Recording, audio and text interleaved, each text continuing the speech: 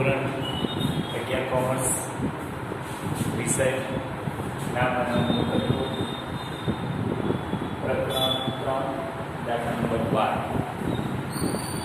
અગાઉના પેજમાં આપણે દાખલા નંબર 11 સુધી જોઈ ગયા છીએ. હવે જોઈએ આપણે દાખલા નંબર 12.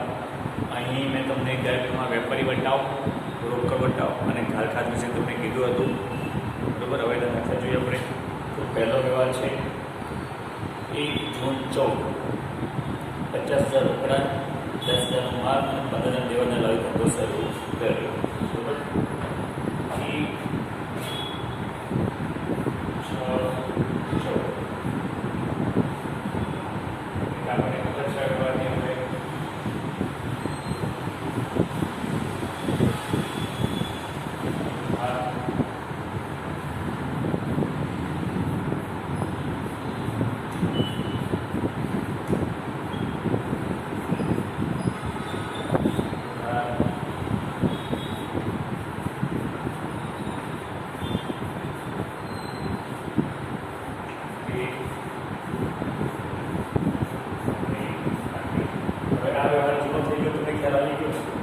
ધંધામાં જેટલી વસ્તુ લાવવામાં આવે છે એ બધાના ખાતા ઉધાર થાય અને ભાગીદાર એટલે ધંધાનો માલિક લાવતો હોવાથી તેનું ખાતું મૂડી ખાતે જમા થાય છે. તો એ છે 50, 10 અને 15.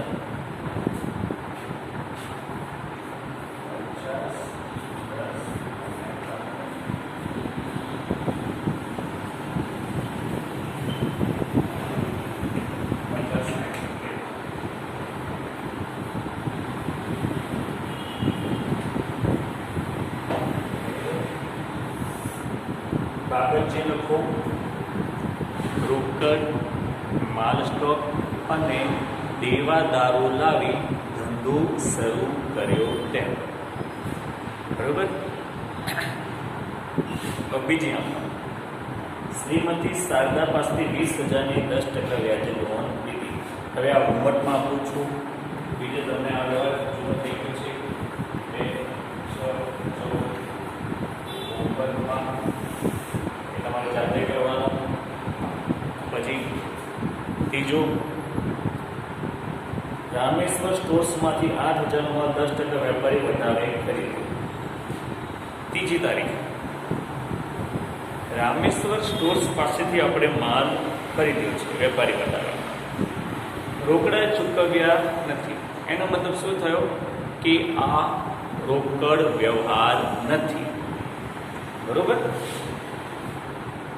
તો અહીં રોકડ વ્યવહાર નથી એટલે ઉધાર વ્યવહાર છે, અને ઉધાર વ્યવહારમાં હંમેશા એક વ્યક્તિનું ખાતું આવે.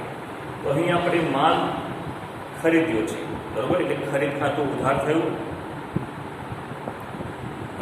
અને રામેશ્વર સ્ટોર્સ ખાતું જમા એટલે ખરીદ ખાતે ઉધાર.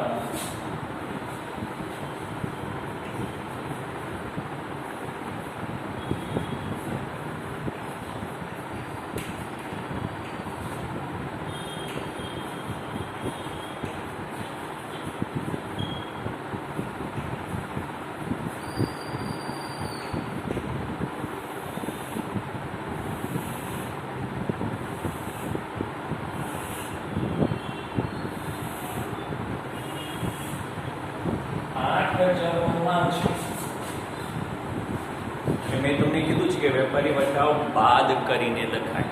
તો 8,000 રૂપિયાના 10% વેપારી વટાવ. તો વેપારી વટાવ કેવી રીતે ગણાય?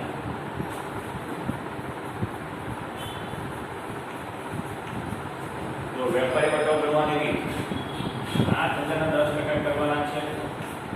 એટલે પહેલા લખવાના 8,000, એના 10% એટલે હંમેશા 10/100 લખવાના.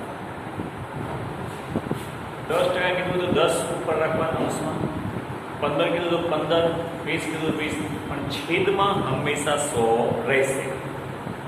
બરોબર. તો અહીંયા આગળ આ બિંદુની જગ્યાએ કેટલા આવે? 800 રૂપિયા. અને વેપારી વટાવ બાદ કરીને લખાય. તો 8,000 માંથી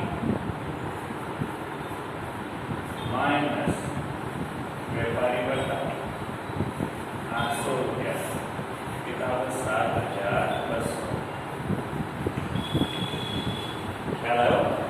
તો અહીં આવશે આપણે ખરીદ ખાતે 7,200.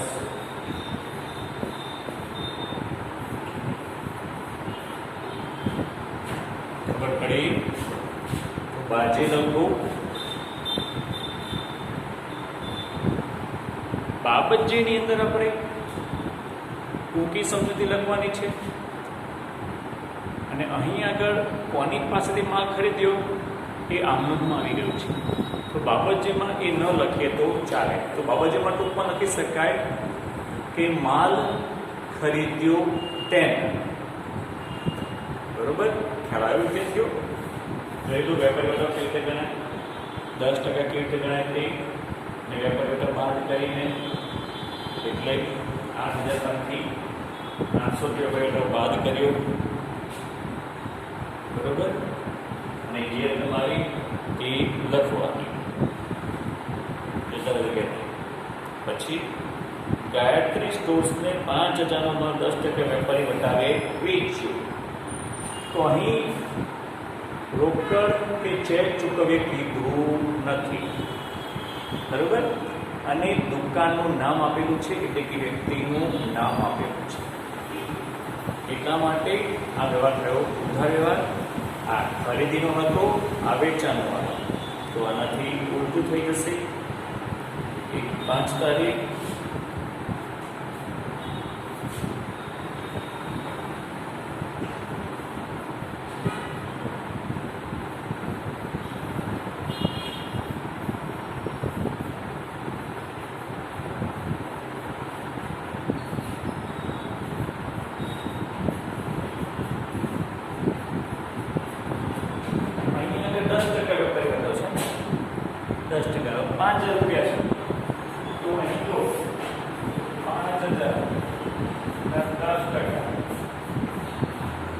વેપારી વટાવ કરવાની 5,000ના 10%. ફરી 500 રૂપિયા અને મૂળ કિંમત 5,000માંથી એ 500 રૂપિયા બાદ કરીએ અને જેમ મૂળ કિંમત 5,000 માઇનસ વેપારી વટાવ 500 આવે 4,500. ખ્યાલ આવ્યો વિદ્યાર્થીઓ? એ કિંમત શું થઈ? 4,500. તો અહીં લખીશું આપણે 4500.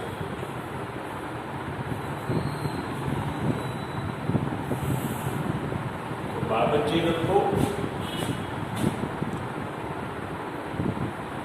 માલ 10% વેપારી વટાવે વેચ્યો તેના. બરાબર? ખાસ હજી જોઈ લીધું વેપારી વટાવ કેવી રીતે ગણાય કે ટકા કેવી રીતે ગણાય. તો પહેલાં કુલ કિંમત લખવાની ગુણ્યા જેટલા ટકા કીધું હોય તેટલા ટકા. તો ટકા કીધું 10/100, 15/100, 5/100. અંશમાં જેટલા ટકા કીધું તે અને છેદમાં હંમેશા 100 આવશે. બરોબર? પછી કાઢો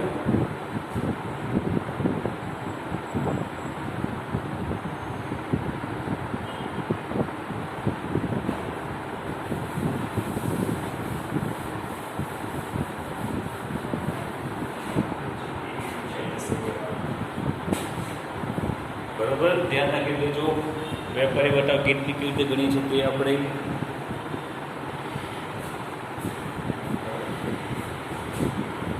પછી આપણે શું કીધું છે? રાધા કિશન સ્ટોર્સમાંથી 15,000નો માલ 10% વેપારી વટાવી અને 10% રોકડ વટાવી ખરીદ્યો. અડધી રકમનો ચેક આપ્યો. તો અહીં ખાસ ધ્યાન રાખી લેજો 7 તારીખ.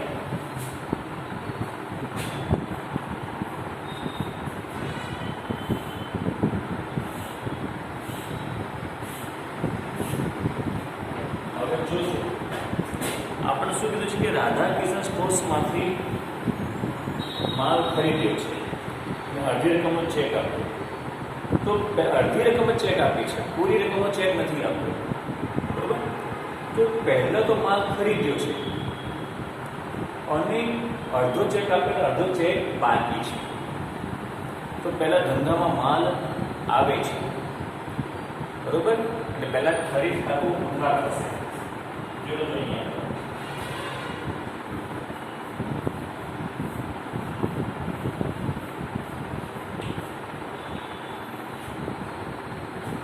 સૌથી પહેલા આ વસ્તુ,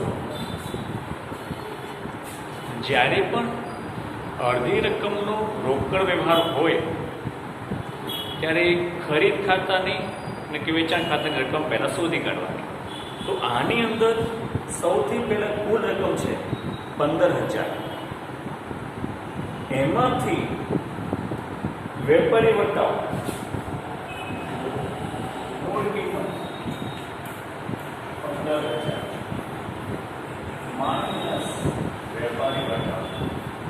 તો વેપારી વટાવ કેટલા ટકા કીધું છે? 15,000 10%. એટલે અમને હવે તમને વેપારી વટાવ ટકા શોધતા આવડી ગયું છે. તો 10% એટલે કેટલા આવશે? 15. બાદ બાકી કેટલા આવશે? 5. તો આ ટકા છે આપણે ફરી ખ્યાલ આવ્યો? ખરીદીમાંથી હવે આપણને કીધું છે, હવે જોજો ખાસ, અડધા નાણાં 10% રોકડ અને અડધા નાણાં અડધી રકમનો ચેક આપે છે આપણે. તો આના અડધા બાકી રકમ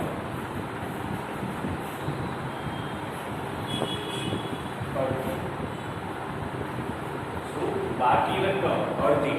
તો આના અડધા કરો તમે 13,500 ના અડધા, બરોબર? કરો એટલે કેટલો આવશે? 6,750 આવશે.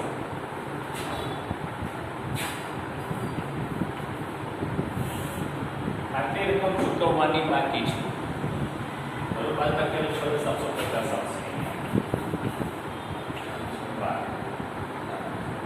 બરોબર? આ છે ચૂકવેલ રકમ.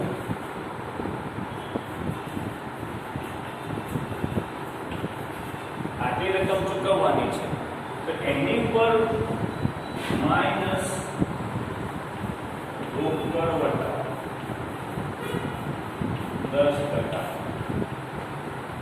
રોકડ વટાવ 10%. આના 10% એટલે 675. જો વિદ્યાર્થીઓ પહેલા મૂળ કિંમત લખવાની, એ અહીંયા નથી લખવાની. ખરીદી કેટલી થઈ? વેપારી વટાવ 5 કરીએ એટલે 13,500 ની ખરીદી. એમાંથી અડધી રકમ બાકી રાખીએ છીએ, તો અડધી રકમ બાદ કરી, બરાબર? અડધી રકમ ચૂકવવાની રકમ 6,750. એના આપણને જેટલી રકમ ચૂકવવાની હોય એની પર આપણને રોકડ વટાવ મળે 10%, કે 10% રોકડ વટાવ કીધો, બરોબર? તો અહીંયા 10% એટલે 675. તો હવે ચૂકવેલ રકમ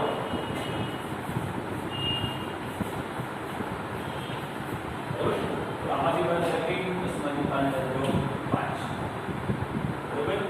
14 સાથે તો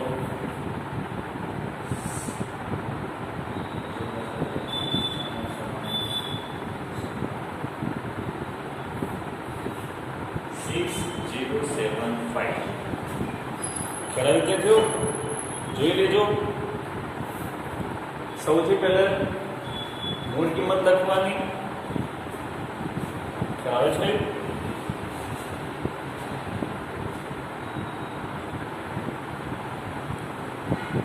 બરોબર? હવે એક એક રકમ લખવા માટે જોતા રહેજો. ખરીદ ખાતે 13,500,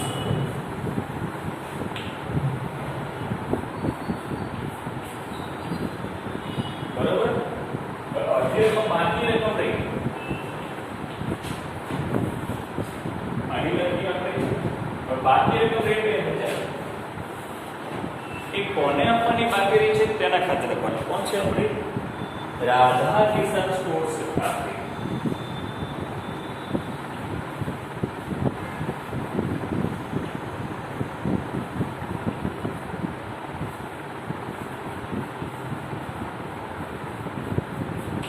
કેટલી રકમ છે? 6,750.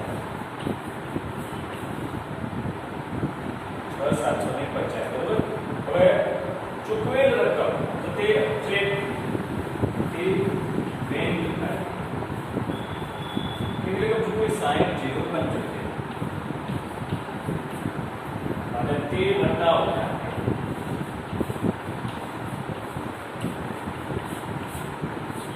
કેટલા છે? 675. હવે તમારે આનું ટોટલ કરો તો આના જેટલું થવું જોઈએ. જોઈ લો 6 ને 6 12.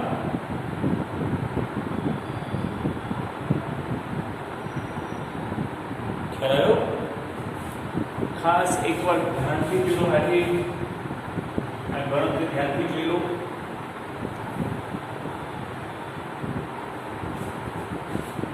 આ પહેલું સ્ટેપ, આ બીજું સ્ટેપ, આ ત્રીજું, આ ચોથું. 5 લાઈનસર જવાનું. આ અડધી રકમ એ વ્યક્તિ ખાતે, આ વટાવ ખાતે, આ બેંક ખાતે. જેલો ધ્યાનથી એકવાર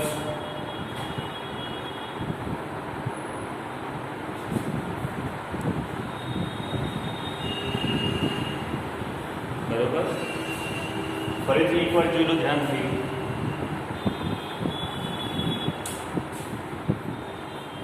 હવે આપણે આગળ જોઈએ છીએ. વ્યવહાર નંબર 10. 10મો વ્યવહાર હોમવર્કમાં પૂછો. સિમ્પલ વ્યવહાર છે.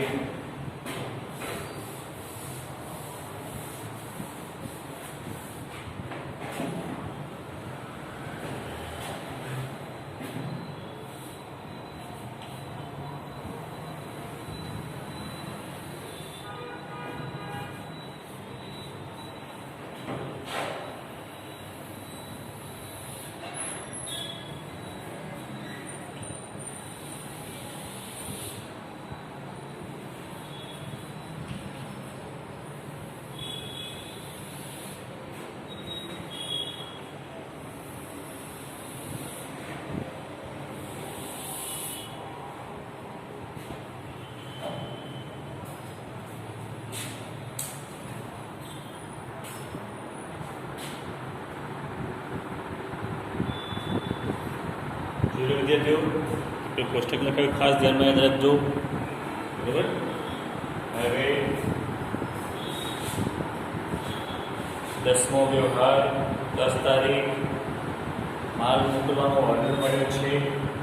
બરાબર. એટલે કંઈ નોંધ થશે નહીં.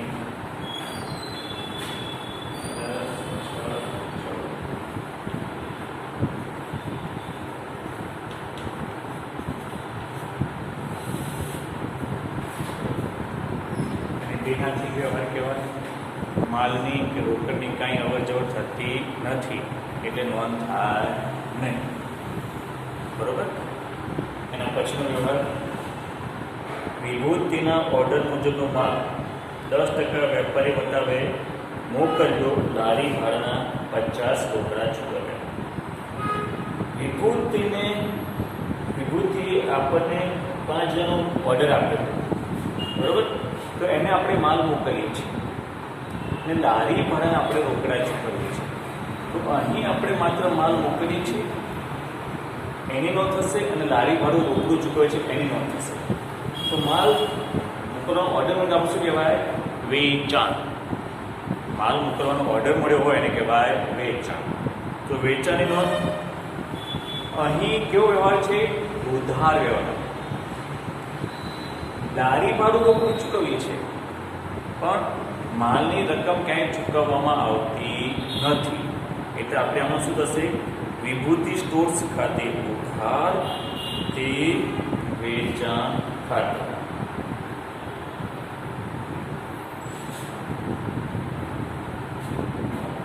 કઈ તારીખ છે?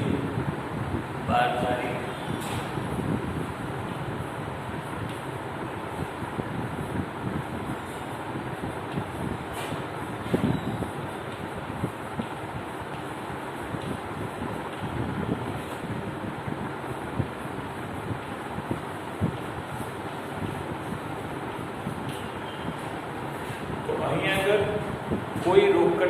થતી નથી માલની વાત છે.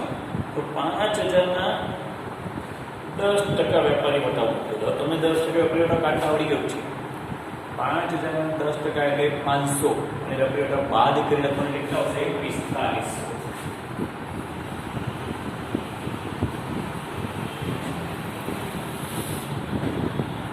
અને કીધું છે લારી ભાડાના રોકડા ચૂકવ્યા.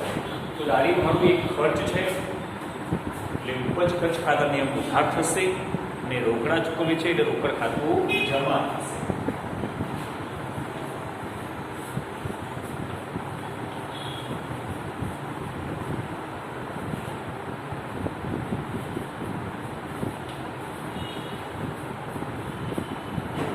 કેટલા ચૂકવે છે લારી ભાડાના? 50 રૂપિયા. એની નોંધ થશે.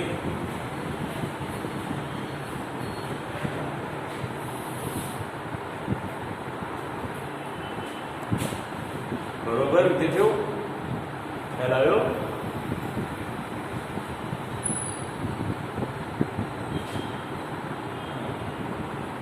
હવે આપણને કીધું છે 15 તારીખ વિભૂતિ નાદાર જાહેર થયા, 300 ઘાલખા પડી અને બાકીની રકમનો ચેક મળ્યો.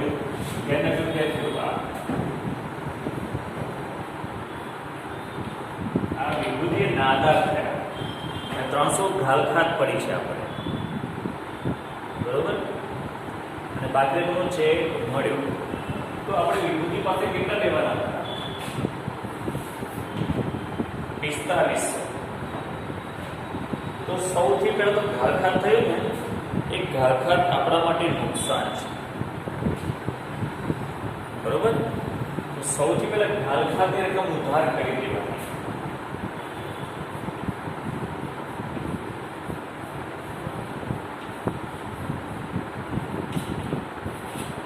કેટલી ઘાલખાત પડી કીધું છે આપણને? 300 રૂપિયા. સોરી, 300 રૂપિયા. 4500 લેવાના હતા, એમાં 300 ઘાલખાત એટલે આપણને ઘાલખાત શું એ રકમ મળવાની નથી, એને કહેવાય ઘાલખાત, બરોબર. તો બાકી રહ્યા 4500 અને એ રકમનો આપણને ચેક મળ્યો.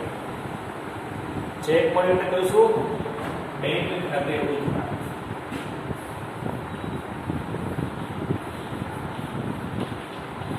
બાકી રકમ એટલે 4500 અને લેવાના હતા એ એના ખાતે જમા કરવા.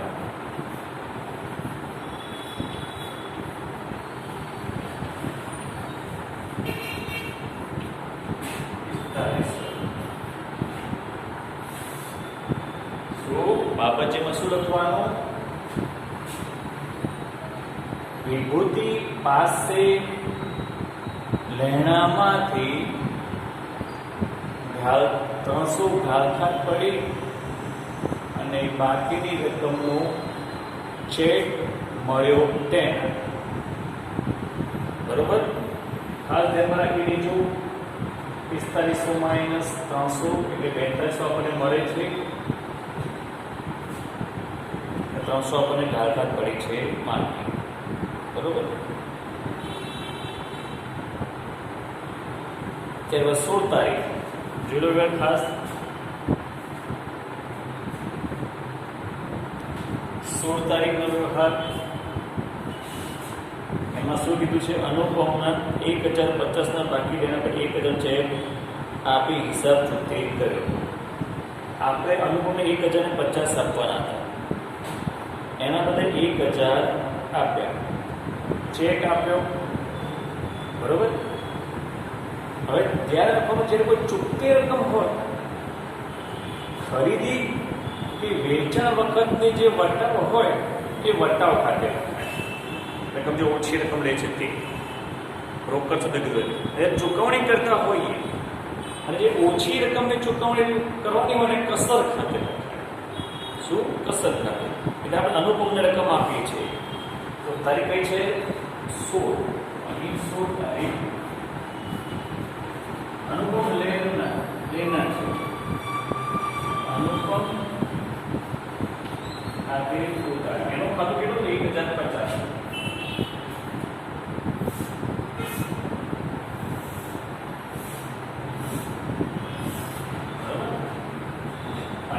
આપણે ડિમાન્ડ ચેક આપીએ છીએ તે બેંક ખાતે 1,000 નો ચેક આપ્યો તો 50 રૂપિયા જે ઓછા આપીએ છે ને તેને લખવાનું કસર ખાતે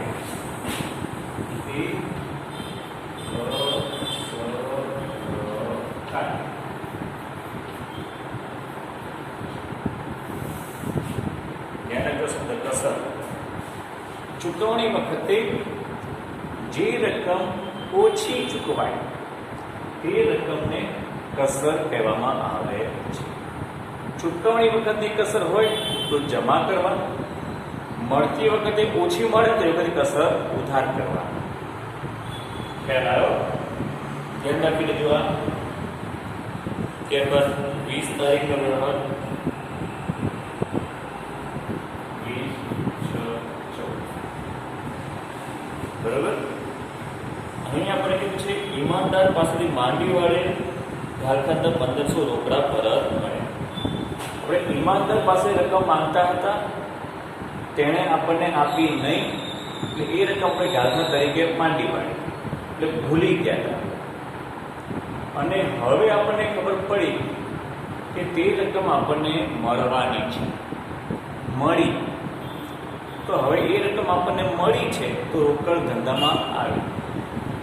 તો પહેલા આપણે ઘાલખાત ખાતે ઉધાર કર્યું હતું, તો એ રકમ પાછી આવે તો ઘાલખાત પરત ખાતે રકમ જમા કરવાની. ફરીથી માંડી વાળી રકમ પરત મળે તો ઘાલખાત પરત ખાતે જમા કરવા. તો અહીં કેટલા રૂપિયા મળે છે? 1500 રૂપિયા. રોકડ ખાતે ઉધાર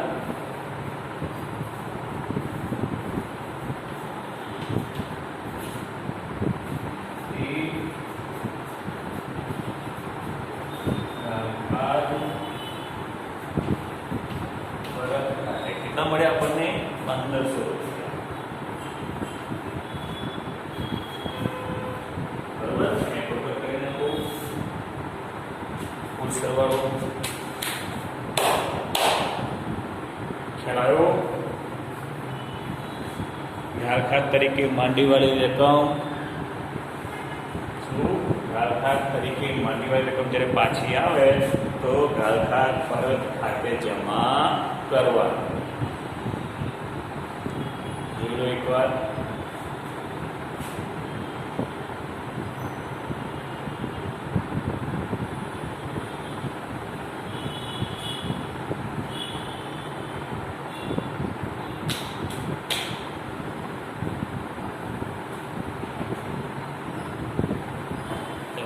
તમારું હોમવર્ક છે જે એકવાર બાકી આવ્યો છે એ લખવાનું તમારે. અને હવે દાખલા નંબર 13 ની અંદર જેટલા વ્યવહારો આવડે એટલા વ્યવહારો લખજો, પેન્સિલથી લખજો. બરાબર. પછી હું વ્યવહાર કરાવીશ, તમે ટેલી કરજો. તમે સાચા લખ્યા કે ખોટા લખ્યા. બરાબર. ફરીથી કહું છું, આજનું તમારું હોમવર્ક દાખલા નંબર 13 જેટલા વ્યવહાર આવડે તેટલા વ્યવહાર પેન્સિલથી લખવાના. બરાબર. અને જ્યારે હું ગણાવું અગાઉના પીરિયડમાં ત્યારે તમારે ટેલી કરવાના, એટલે કે ચેક કરવાના સાચા છે કે ખોટા. સાચા હોય કોઈ પ્રોબ્લેમ નથી, ખોટા હોય તો તમારે સુધારીને લખવાનું. બરાબર. તમારો